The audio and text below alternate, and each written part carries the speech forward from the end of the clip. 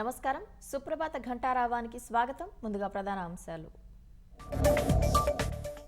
విధ్వంసం నుంచి ఏపీ వికాసం వైపు పయనిస్తుందన్న చంద్రబాబు. ప్రజల సంతోషమే లక్ష్యంగా పాలన సాగుతోందని వెల్లడి. సామాజిక మాధ్యమాల నియంత్రణకు కేబినెట్ సబ్ కమిటీ. డిజిటల్ నేరాల దర్యాప్తునకు ప్రత్యేక బృందాల ఏర్పాటుకు సీఎం ఆదేశం.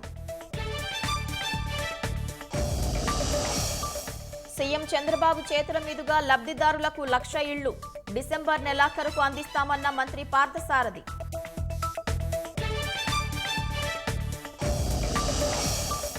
జమిలీకి కేబినెట్ ఆమోదంపై మండిపడ్డ ప్రతిపక్షాలు. దేశాన్ని స్వాధీనం చేసుకునే నిరంకుశ ఆలోచనగా విమర్శలు.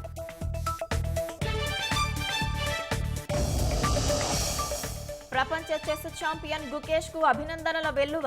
తెలుగు కుర్రాడి విజయం స్ఫూర్తిదాయకమన్న చంద్రబాబు.